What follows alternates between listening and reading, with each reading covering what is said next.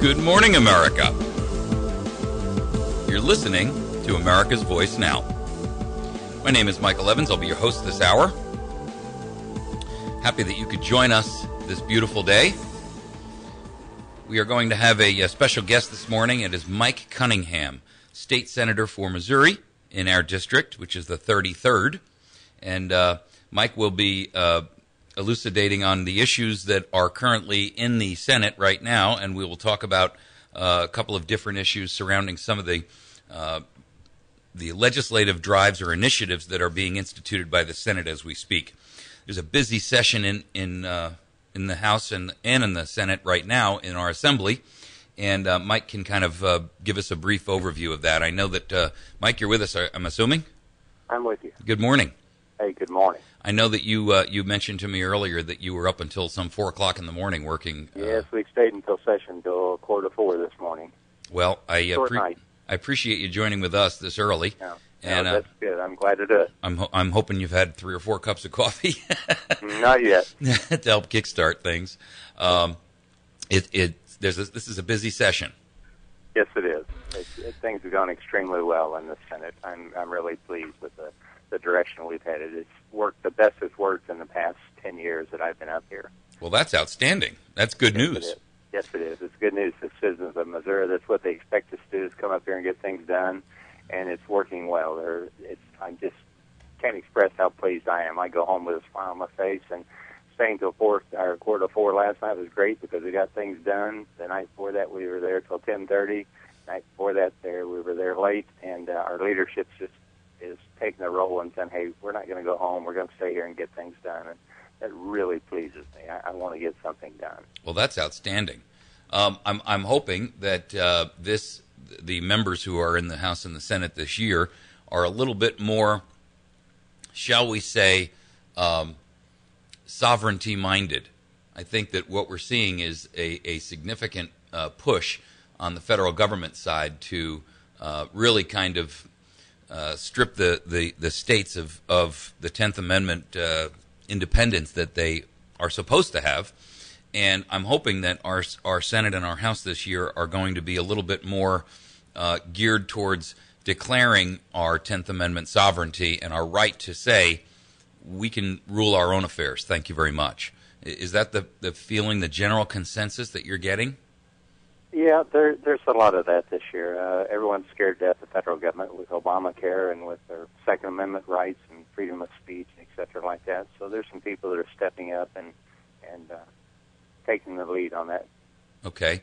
Can we talk a little bit about SB 325 and the companion bill in the House, which is 436? Give me a title of SB. That's the Second Amendment Preservation Act. The companion bill, or your version in the Senate, is Senate Bill 325, and the companion bill in the House is Senate Bill 436, and this is the Second Amendment Preservation Act with a penalty provision. Okay. The act is basically declaring that, and it's using the preamble to it.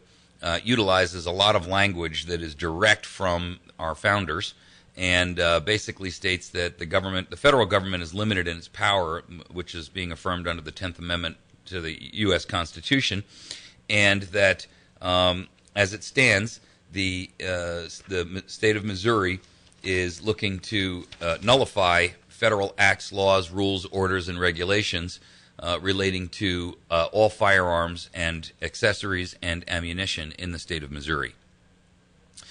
It forbids any act that would bar possession, ownership of any type of firearm accessory, or any type of ammunition by law-abiding citizens. It also has it shall be the duty of the courts and law enforcement agencies to protect the rights of law-abiding citizens, keep and bear arms within the borders of this state from infringements. And at the tail end of it, it has an official agent or employee of the U.S. government who enforces or attempts to enforce any of the infringements, guilty of a Class A misdemeanor. I'm not sure if the Senate version of that is exactly the same verbiage, but I'm sure that it'll get reconciled at some point in committee. Yeah. Is that Senator Munslinger's bill, Mike? This is Funderburk. Funderburk. Okay, and the House is Funderburk, and the Senate, who is it? I actually don't have the Senate bill directly in front of me, but I will pull it up while we're talking. Okay, I was thinking that was 150. I signed on as a co-sponsor of Senator Munslinger's bill, which relates to all that. I was one of the co-sponsors, I think the second one or something on co-sponsoring it. Mm-hmm. This is the 2013. Let me just pull it up here. I just pulled it up, but it gave me one from 2011, which has already been approved. Let's see. Sorry, I'm Brian Nieves is the primary. Okay. Is that I've one? not actually. I haven't seen Brian's bill. Okay. I signed on to Senator Munslinger's bill, which basically did the same thing with Second Amendment protection. And I don't know what the companion one was of that. I haven't seen Senator Nieves' or not. But it looks to be very, very similar language. So 150. This is 325. Yours Right. is the one that you signed on was 150. 150. Yes, I believe that's correct. I get confused. There'll be 1,500 bills or so. Probably. No, I know it, and it's hard to keep track of them all. Yes, it is, between the House and the Senate, and you basically deal with the ones you've got coming up committee, or ones that are coming up on the floor, or ones somebody's come visit with you about. Sure, this is Munslinger's, right? 150. Yes. The one that I'm the most concerned with, and the one that I would really like to see approved, if you will, is 325. And I would ask you to take a look at that when you get a moment. I can do that. I'll have some time today, I hope. Because that one is a very clear, declaration of the independence and the sovereignty associated with, our Second Amendment rights and duties. Let me just take a look at this 150 here. What else is while I look at this real quick? What else is happening right now in the Senate? Well, last night we gave third reading or perfection reading to tax cuts. Probably cut. Didn't say total, but of tax credits. We cut tax credits by probably, I'm guessing, $300 million or so last night. Wow. And and historic preservation and. Sorry, you caught me really slow this morning. I'm only getting about. No, I get it. You were up. Okay. You just got to bed an hour and a half ago. Low income tax credits and historic preservation. They went from somewhere like one of them was 140 million, went to 50 million. The other one was somewhere 130 or some million, and it cut down to 45 million, and then lots of them after that. Right. So that was really. Some people would like to completely eliminate them, but boy, we got down to where it's just pretty basic and really a good thing. So sure. Our second injury fund, we confronted that one night, stayed late, got it done. Something hadn't been confronted in 4 or 5 years. We were able to take and pass good legislation with that. Was it perfect? No. Was it what I would have exactly liked to see? No. But we at least got something done in a huge step the right direction. Mm-hmm. And unemployment compensation, we made it more stringent to draw unemployment. I mean, we had some bad examples of people that were caught sleeping. One guy started urinating off of school when school was in session, got fired, but he was still able to draw unemployment. So we tightened up that some. Let's see, what else we done? Yeah, that unemployment thing did need to be tightened up dramatically. Yeah. We've seen a lot of abuse of that, where a kid goes in, gets a job, and he works there for 28 or 30 days, and then willingly and purposely gets himself fired, knowing that he's really looking to collect unemployment. And of course, that falls back on the company itself and the rest of the citizens of Missouri to carry him or her for the next umpteen weeks, right? Right. So we're going to take a quick break, Mike, if you can stick with us for a few more minutes. Sure, and run through the next session, but we've got to take a capitalist break here. Okay, I'll try and get my brain woke up a little bit. Thanks, all right, thanks so much. Folks, we're going to take a quick break. We're speaking this morning with Mike Cunningham, 33rd District Senator in the state of Missouri in our assembly, and he's giving us a bit of an update. He was there last night until about 4:30 in the morning, and working with other senators to try to resolve issues. We'll be right back.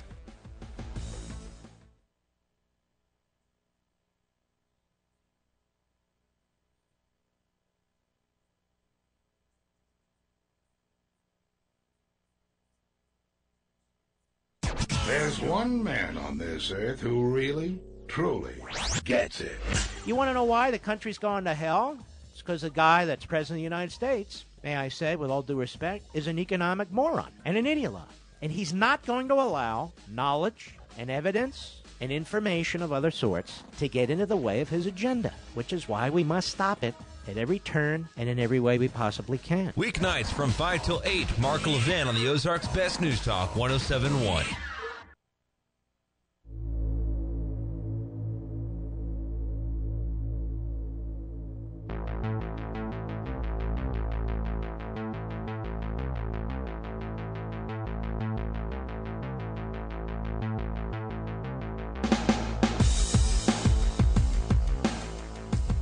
Well, we're back, and that was painless.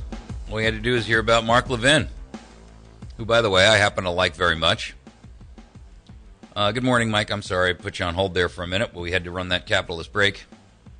That's fine. Better that than a communist break, right? Well, let people know what they've got coming up.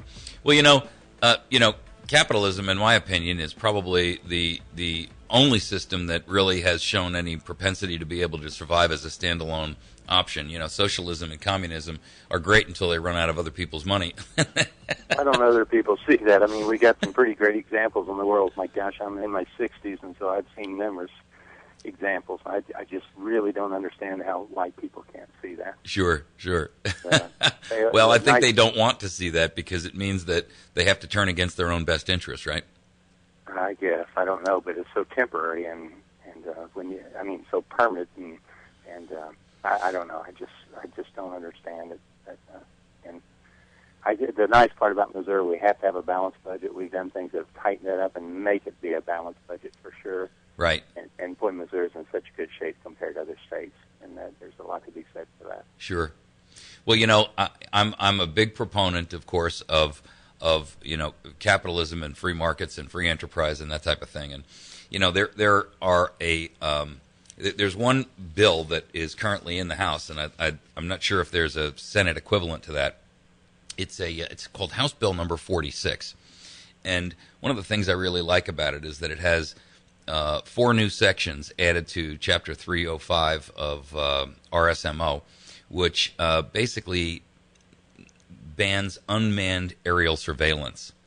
And as a strict liberty guy, I really have a problem with the fact that drones, and I think we need to kind of beat the clock in this sense, because the one thing that we find about government in general, as a general statement, is that technology usually surpasses the government's ability to prevent or create protections against the abuse of that technology. And in this case, drones are a real, and I believe, significant threat to our liberties and especially along the lines of surveillance. And so this bill basically states that drones cannot be used unless there is a criminal conduct or that there's a warrant issued, which would have to be a warrant with real true probable cause, if you will, right? So I guess your thoughts on that issue? I have not read the bill. I haven't even heard of it, in all honesty, being a House bill. Mm-hmm. But I wouldn't have any problem, I don't think, supporting like that. I don't want the federal government. We just do fine on our own. We've always had we got a great state. Anything done locally is so much better. Sure. And I don't even like Jeff City having some of the powers it does. It just needs the more local. I get calls about people they don't like the way their school board's acting or this and that. You know what? That's a local problem. You don't need to solve your own problems. You don't Sure. need to run to Jeff City with everything. If you don't like the school board, go run for the next seat available. Yeah. And let's stop asking government to solve our problems, right? Yeah. That's a local issue. And how can somebody in Jeff City judge what needs to be gone or done at home? And you try not to make judgment like that, and then take Washington, D.C. and take it that step further. How can somebody in Washington, D.C. tell us what time to get up and go to bed? And I get kind of carried away with the mayor of New York telling you what size soda pop you have to drink. Sure. And is that ridiculous or what? Yeah. And I saw a story the other day, Mike. This will make you laugh. They can sell you a 32-ounce bottle of Grey Goose vodka, but they can't sell you a carafe of cranberry juice to go with it because it has a sugar content. And so you can buy the bottle of vodka, but you can't buy the bottle of cranberry juice to cut it. I kid you not. Now, I mean, so what are you supposed to do? Just drink straight out of the bottle? I mean, it's the most. Somebody must have been when they did that. Right. I think that's probably exactly what happened. He'd been drinking the bottle before he got a chance to write his legislation. You know, the ridiculous part of that is that now you can have a pizza delivered, but you can't have a 2-liter bottle of soda delivered with it. I don't know. I guess that's one reason why I ran for office. I've been in business for 25 years or so, and I got so tired of the government telling me what I could do and what I couldn't do with the ridiculous things. And they sit on this ivory tower in D.C. or wherever we're at and tell me what I can do and I can't do. And, you know, there's a point where we have to have some personal responsibility in our life. Of course. The government just can't take full control of everything we do, and we have to accept that personal responsibility. Sure. And that's part of what, you know, the whole concept of self-reliance and self-responsibility is about. Take responsibility for your own actions. Do what you know to be right. Stop asking somebody else to be responsible for everything that you do and all of your mistakes.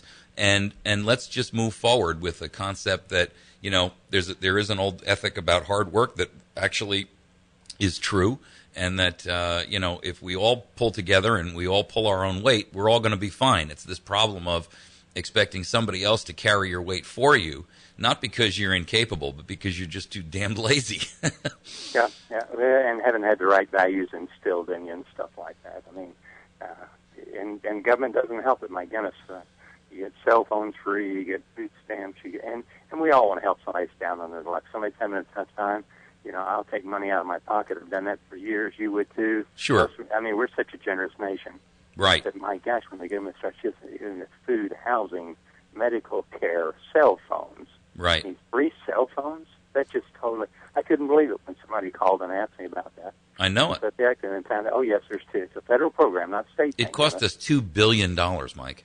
But there's two different agencies that give out. They can't even get one agency to do it. They have to have two agencies to give out cell phones. Well, and to make matters worse, we're enriching Carlos Slim because he is the owner of the company, and he's a Mexican national, number one.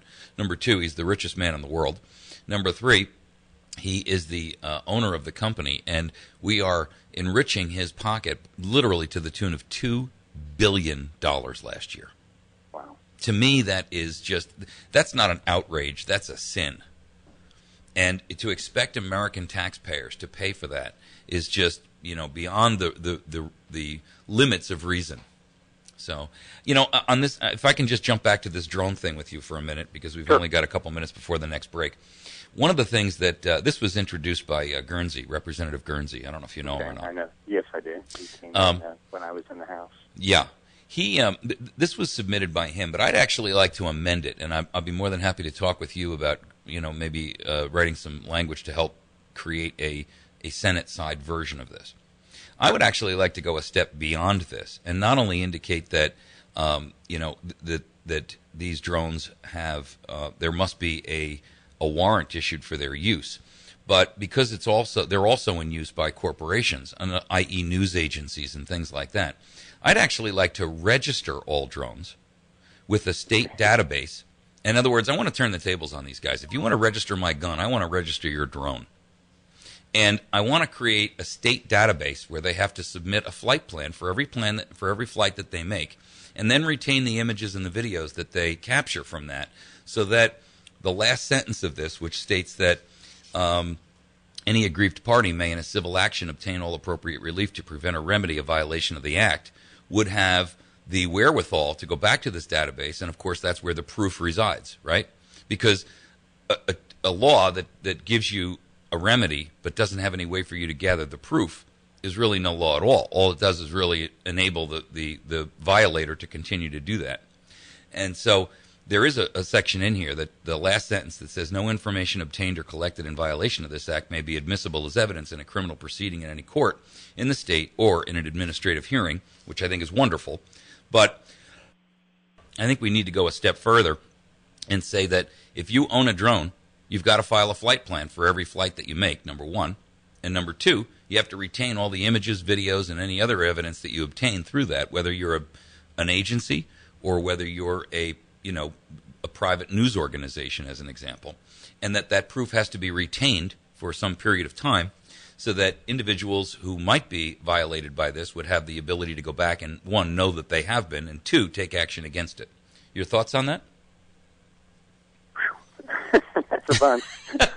Especially this early in the morning on an hour and a half sleep, right? I'm sorry. Yeah. No, that's okay. No, I'm glad to visit with you. I honestly have to look at it. The first thing comes to my mind, Department of Defense starts doing that. How do you enforce what you're saying with the Department of Defense? Well, if they're not willing to file the flight plan and register the drone, then they can't have it. You can't use it in Missouri. How's that? That might be fine, but I don't think the Department of Defense is going to run around telling us when they're going to claim this national, security and this, that, and other. And I don't know. I just see something I have to digest a little bit and look and read a little bit. But sure, I get it. I think on the other hand, though, we have a right as a state, as an independent state, and we're granted the right to. In other words, our 10th Amendment to our U.S. Constitution declares that any authority we have not given to the federal government, they are not entitled to have, and they're not entitled to use. And therefore, we're rescinding any presumed authority they may take to use drones. End of argument. And if you want to fly one over the state of Missouri, then you're either going to comply with Missouri law and you're going to file a flight plan. And I don't care whether you're the Department of Defense or you're INS or you're the Department of Commerce or the USDA, it doesn't make any difference. If you're not going to comply with the law in the state of Missouri, then make sure that when you hit the border at St. Louis, you turn hard left or hard right, but you don't cross over the border into our state without filing a flight plan and following the requirements that are laid out in the state of Missouri. That's part of the pushback against federal intrusion, to put the federal government on notice that you have exceeded your authority and that you have exceeded your authority in many, many ways, but we're starting here. From this day forward, we're going to, one, prohibit any further intrusion or violation, and then we're going to start chipping away at the massive abuse that you have instituted in across the country, not just in the state of Missouri, but specifically Missouri. We're going to start chipping away at that usurped authority that you so willingly throw about.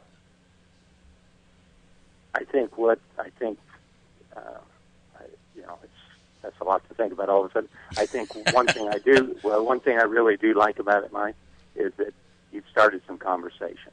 Sure. And I'd say the odds of passing that in the state, I've been 2 years chief of staff, 8 years state rep, the odds of passing that up here today would be slim to none. Okay? You'll find me always be just 100% sure. honest. And that's I don't know fine. what you want to hear or don't want to hear, but I'm just telling you. I want to hear the truth. I want to hear the truth, which is something that we never hear from our political leaders. So you're hearing my opinion. There you go, and that's exactly what I want to hear. Okay, but what you are doing, you're starting some conversation. Mm-hmm. And then that starts it, and then if something else happens, then you've got something that you're building on, and then you've got something you can work with. But the important thing is starting conversation with stuff and stuff like that. Sure. I just think you have to do that. And I do think. I was not a House member at the time. I was working up here, chief of staff for Senator Watson, whenever the House passed the health insurance exchange, and I just couldn't believe that they all just lined up and voted. I don't think there was a no vote against it, Democrat or Republican. That just blew my mind. I couldn't believe it. Gee whiz, and then they brought it to the Senate, and then Senator Watson said, they came to him about carrying the bill. So I'll carry it, and that way he maintained control of it. It never did come up for a vote. But you have to be aware of what's going on around you like that and start some conversation, and I don't know where that's going to end up at. I'm not in favor of it. I don't want it. But Mike, you just can't stick your head down and let the federal government run over you just like they tried to do with Obamacare. Sure. I don't know where that's going to end up at. Who knows at this point? I don't see anything happening this year on it. Got it. Well, that's actually a good thing. Oh, yes, I think we need to hold that beast off as long as we can, right? So we're going to take a quick break. If I can ask you to stick with us for one more segment, I'd like to touch on right to work. And if you don't mind just trying to get another quick cup of coffee, we'll be back in just a minute, and we can try to address that issue. Folks, we're talking with Mike Cunningham. He is the senator for the 33rd District here in the state of Missouri, and kind of giving us an overview and his thoughts on some current legislation that's out there, and we'll be back in just a moment.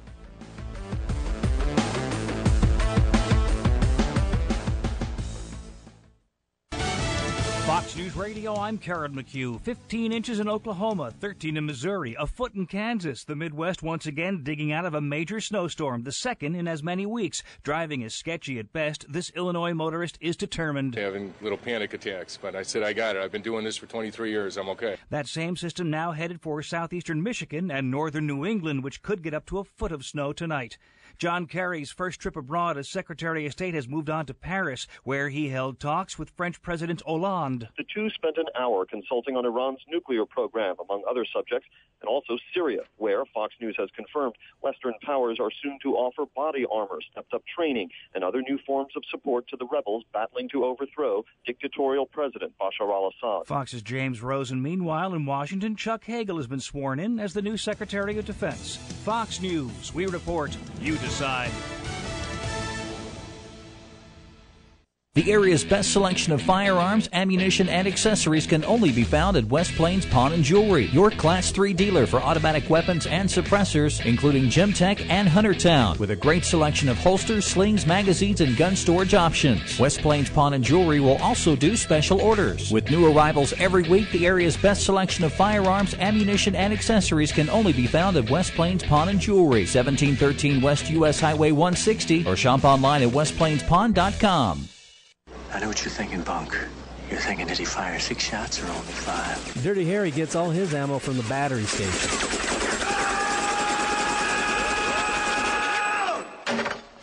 John Rambo, you guessed it. He gets his ammo from the battery station, too. So if you need ammo, go to the place where the guys who know about ammunition go, the battery station. They have one of the largest supplies of ammunition in the area. So make sure you're stocked up and don't get low on shells. Go to the battery station at 303 Washington Avenue in West Plains.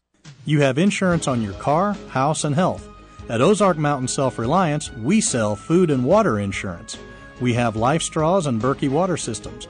Bulk foods such as rice, beans, and peas are now in stock for the do-it-yourselfer, as well as Mountain House and Wise grab-and-go meals.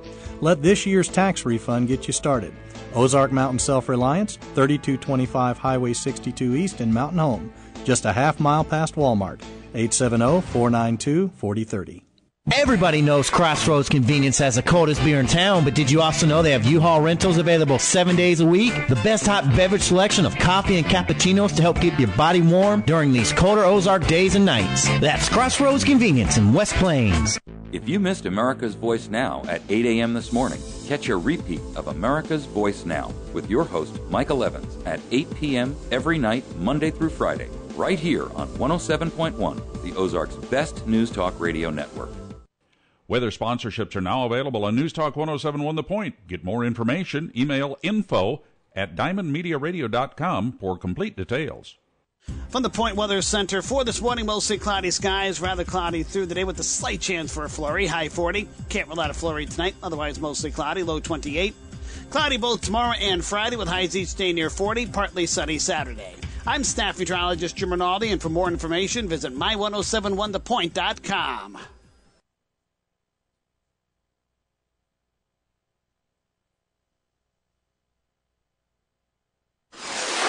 Last time on the Dennis Miller Show. United States Postal Service on Tuesday announced plans. They're launching a line of men's apparel and accessories to be sold under the brand name Rain, Heat, and Snow. The apparel said to be very fashionable, as long as you don't mind the fact that it doesn't work on the weekend. And all of it, even the black tie look, involves knee-high black socks and shorts. Hot. Weekdays from 9 till noon is the Dennis Miller Zone on the Ozark's Best News Talk 107.1.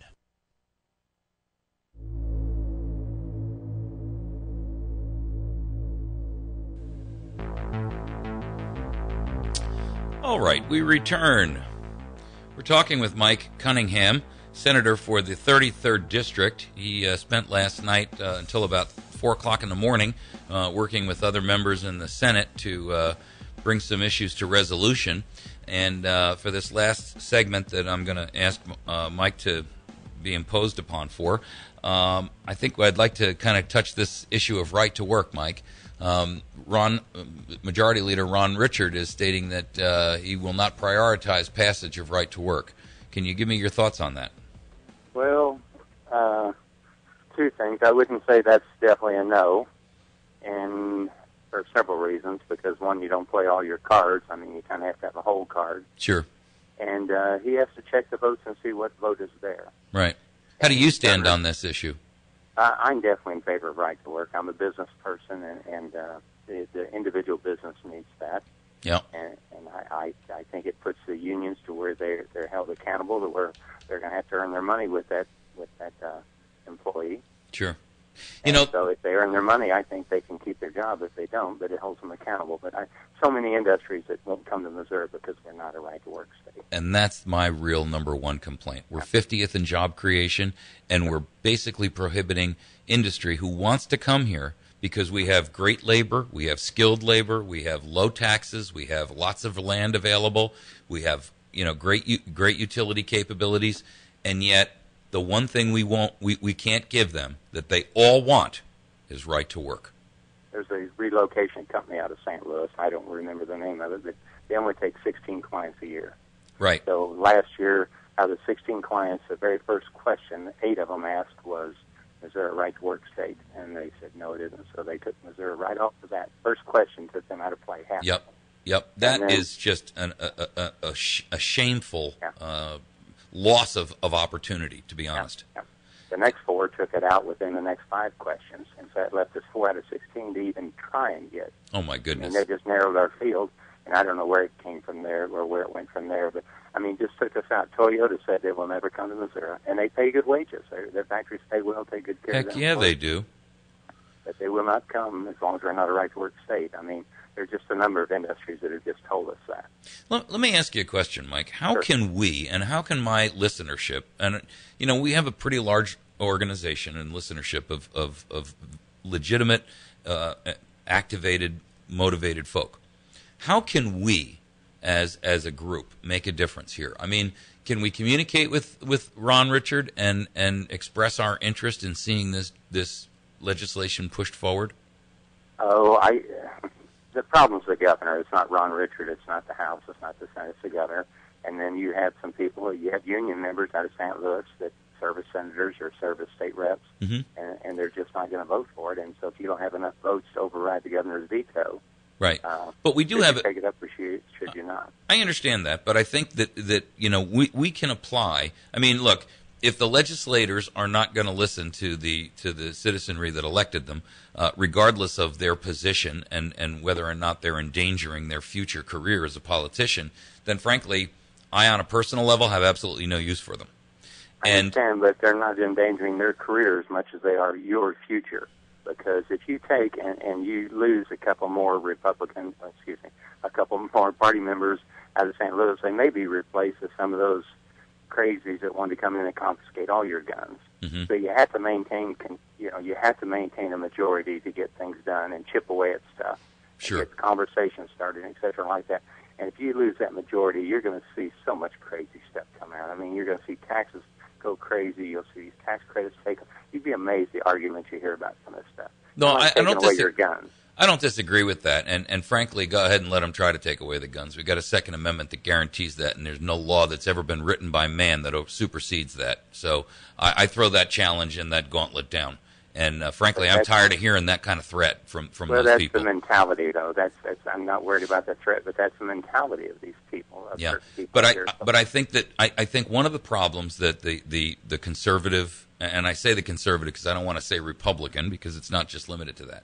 I think one of the concerns that we as voters have is that conservatives refuse to stand up and be as vociferous and be as intelligent and as logical and as well-reasoned about our arguments, which, I mean, I think if the vast majority of Missourians understood the importance and the clarification that right to work would give to industry to come here, that they would be hard-pressed to argue against it.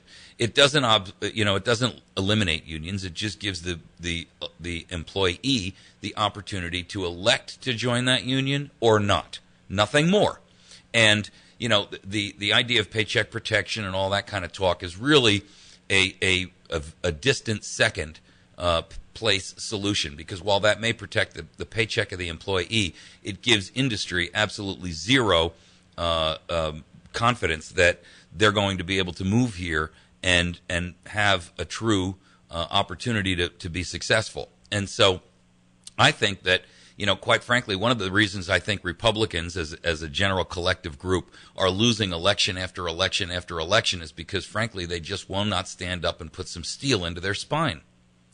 And it's time to if we have a veto-proof majority in the House and the Senate, it's like walking into a gunfight and insisting on fighting it with a baseball bat. I do believe that there is a place for us to say, you know what, damn the torpedoes, full steam ahead. And I firmly believe that there is a groundswell of support from the average moderate and conservative-leaning American and Missouri citizen to support those legislators for those efforts. And frankly, I get a little tired of hearing, people step back and say, well, I don't want to lose this slot. And, there's always that eternal threat of, well, if I lose the slot and a Democrat gets in, then we've lost the majority. You know what? If we're only just trying to protect the majority, but when we have it, we do nothing with it, what's the point of having it? But you have to know where your votes are at. You have to know where those people are at. And those, you just have to know who's going to support it and who's not. Mm-hmm. You have to know who's well, I'm a show simple guy, though, Mike. I look at it and I say, we have a majority. We have enough to overturn the governor's veto. And if he vetoes it, then we just overturn it, just like we did with concealed carry, which was a broad consensus of the grassroots of this state. And, call me a simpleton, but I believe that there is an appropriate place to say, here we draw our line in the sand. We need this. Our state needs it. We're 50th in job creation, and enough's enough.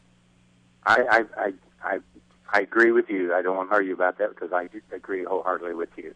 I was in business 25 years. I understand business fairly well. Sure. But I also understand if you don't have the votes, that you cannot pass it. Right. Well, that's why I asked, what can we do? And I grant you we're regionally located, right? But what can we do as concerned citizens to insist that our legislators, one, know that we've got their back, so to speak, and number two, that we'll support those efforts and we'll help to drive the motivation of them to do the right thing. What you and I both know to be the right thing. What can we do? Just express your opinions to your legislators, but now in our area, you're not going to have any problem with that because I don't know of any House member from the area or any Senate member from the area that's not in favor of that. Sure. If you get into the St. Louis area and the Kansas City areas where the problem is. Right.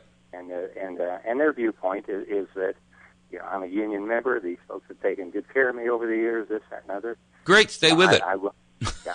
And so they're not going to vote with us. I carried the card check bill, which I don't know how familiar you are with that. Several years ago, that was a big fear that it's just the damage it did. And, I got out of the House with 84 votes. Could I got the governor to override it? No. And right. So you have to understand the governor, what his position is, and if you don't like his position, then you need to help elect somebody else that doesn't. And the problem's really at the top of that in that issue. And right. his belief is that he's going to keep right to work. Well, and there's some Republicans. We had a former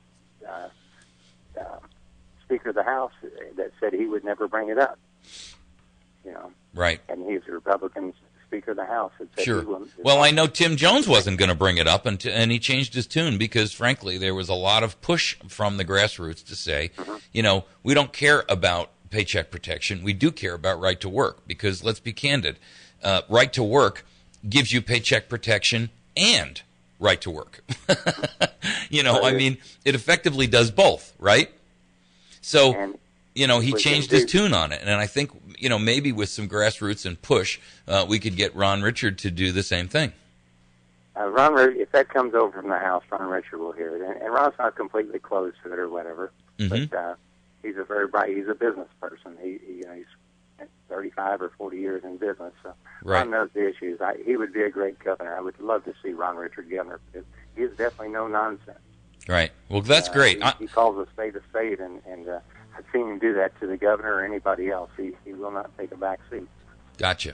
Well, listen, and Mike. He gives you the independence to think the way you want to think, but he has a way of convincing you his way. He doesn't force anybody. Sure. Well, I want to take the opportunity to thank you for joining with us this morning. I know that you're wiped out, and thank you so much for. I want people to know what's going on up here. I want to stay in touch. I want people to know. Put articles in the paper. To have a radio that I release that I put out every week. I presume you get that. I actually don't, but I'm going to call you afterwards, and we'll talk about making sure that I do get that, and I'll make sure I inject it into my stuff here. So, by all means, thank you very, very much, and we'll talk to you later on. Okay. Right. Bye-bye. Folks, that was Mike Cunningham, our state senator for the 33rd District, and we'll be right back.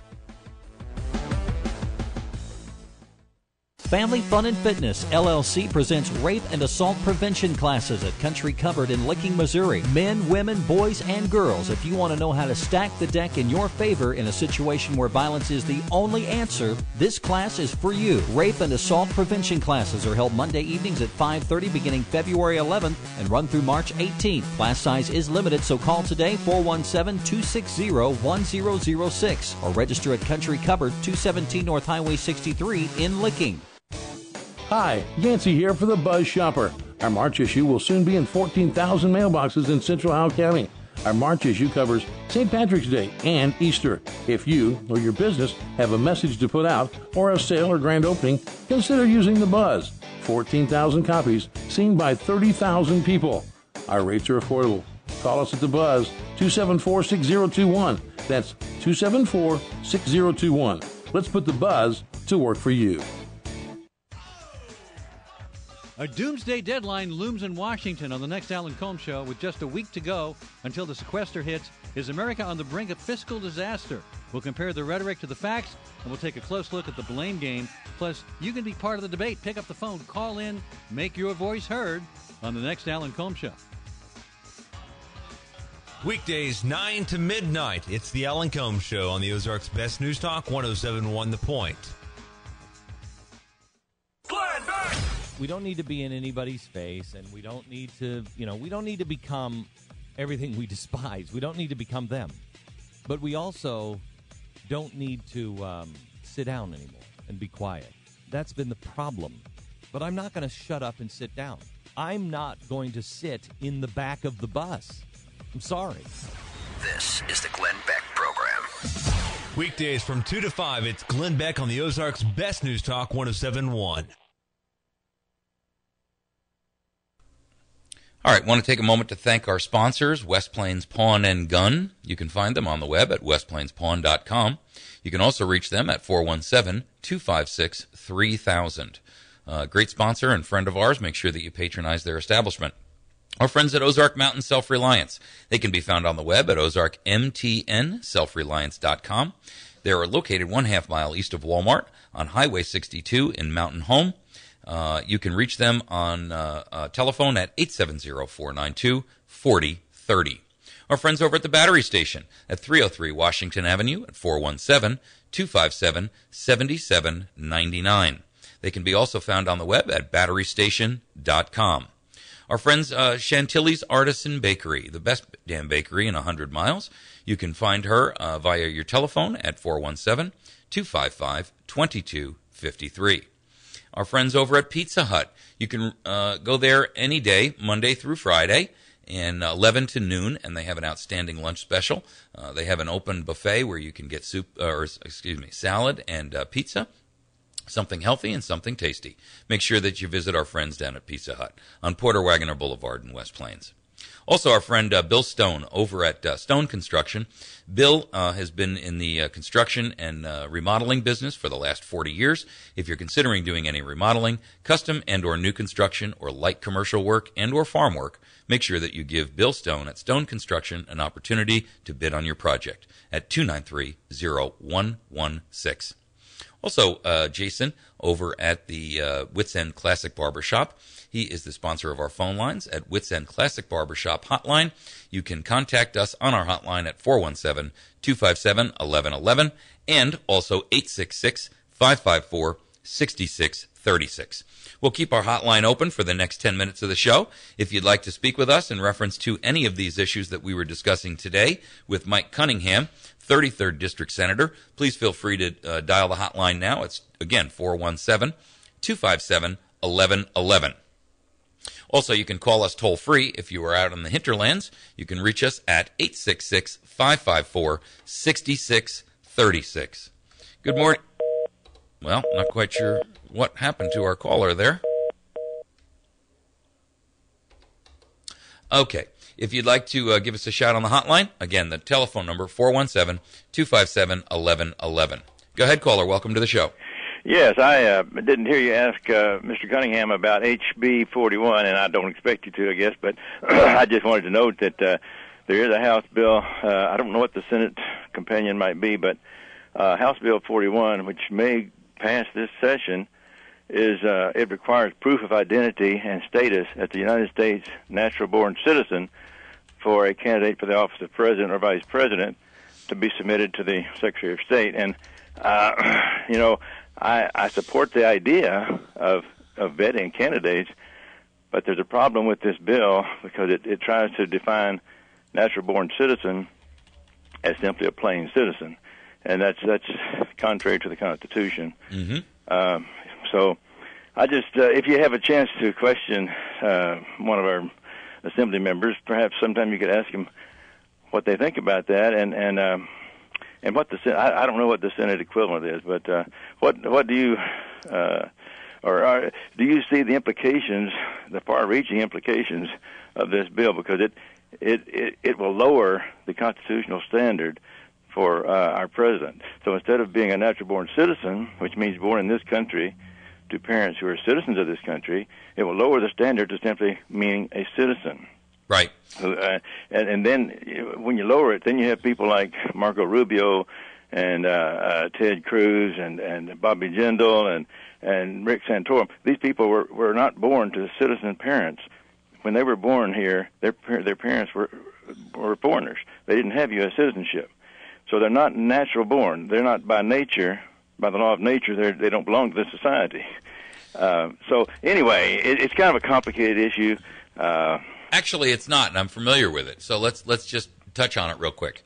The issue, as I see it, and I understand that what you're saying is that this particular bill is not strong enough to cover the issue of the fact that these individuals may not necessarily be born of American parents. Right.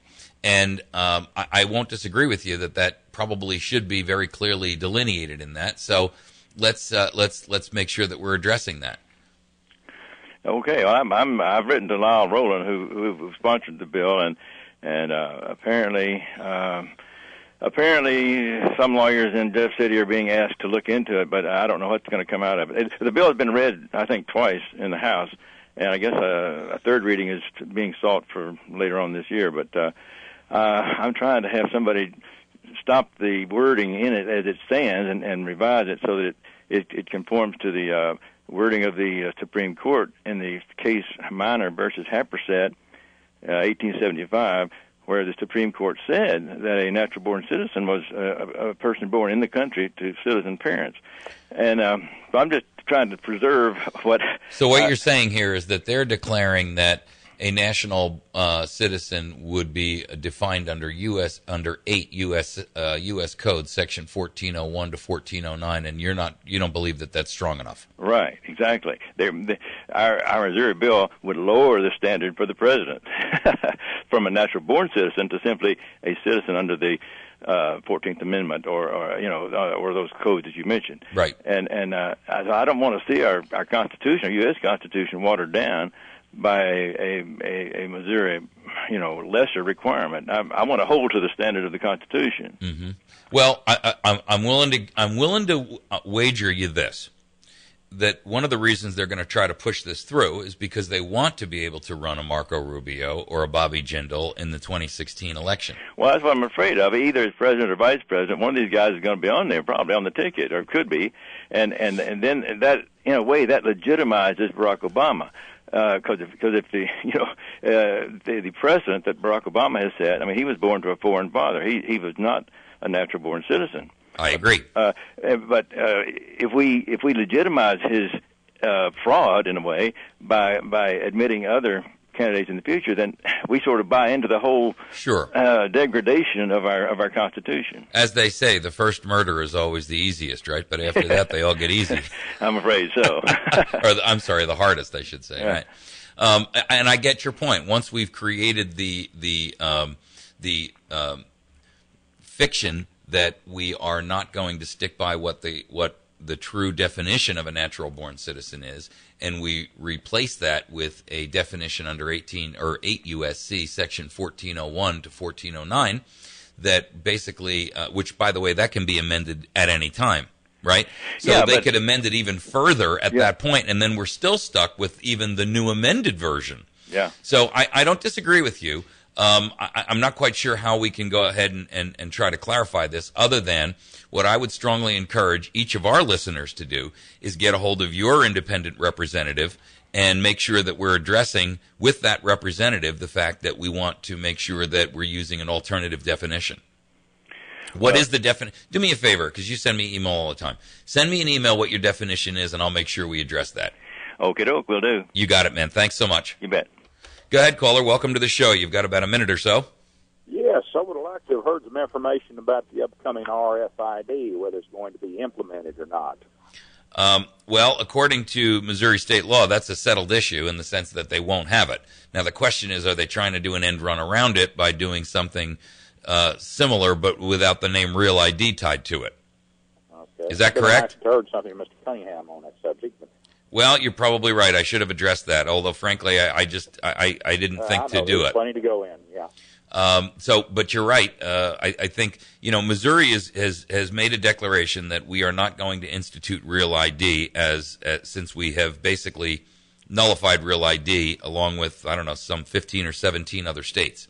However, you're right in the sense that they're instituting it in another way, perhaps not with all of the requirements, the federal requirements for Real ID, which includes, the biometric information and that kind of thing. So the answer to your question is we're instituting it, but we're not calling it what it is, and we're not using the driver's license to make it happen. In order for Real ID to truly be implemented, there has to be an RFID chip in the license, and that is not going to be allowed in Missouri. Back in the 30s when they were talking about Social Security cards, that was part of the debate in the first place about a national ID card, and that seems like what everyone is really pushing for really hard, especially from the DHS side of the thing. And I can understand it from a security point. I just think that it may be a good idea, but it is not an idea consistent with our point of view as a free country. Right. Well, and here's the other problem. I mean, once we start talking about granting them the ability to institute it, just like the Social Security card, they can tell us all they want that it's not to be used for ID, but we all know that won't be what happens. Mission creep slides in, and the next thing you know, that device, whatever it may be, or item becomes the de facto standard, right? And yes. I don't disagree with you in any way, shape, or form. And I, for one, am all for, nullifying. As you've heard me say many, many times, I believe that we should be able to nullify any federal law that we think violates either the federal Constitution or our Missouri state Constitution. Yeah. So, the means to accomplish that would require legislation in our assembly that says we are making a declaration that we will and can and will nullify any laws that are out there that we don't agree with. The language of that is going to be a complex thing. I can tell you that, though. Yeah. So, hey, listen, thanks. What Mr. Cunningham was talking about, as far as the people in the Senate and the House, I mean, man, we've got a plurality now. If we can't get stuff done now, there is no guarantee in the next cycle we'll be able to do it. Absolutely. I'm in full agreement with you. Hey, thanks so much for the call. All right. Folks, you're listening to America's Voice Now. You can find us on the web at facebook.com/America's Voice Now. You can also find us on YouTube at youtube.com/America's Voice Now. And you can also find us on the web at www.americasvoicenow.org. Please make sure that you visit all three of those locations. We post every show up on YouTube. We've got lots of information for you on the web and Facebook. We'll see you tomorrow morning. Have a wonderful day. Let's get to the point. Well, let me get to the point. FM News Talk for the Ozarks is FM 107.1 The Point. KBMV.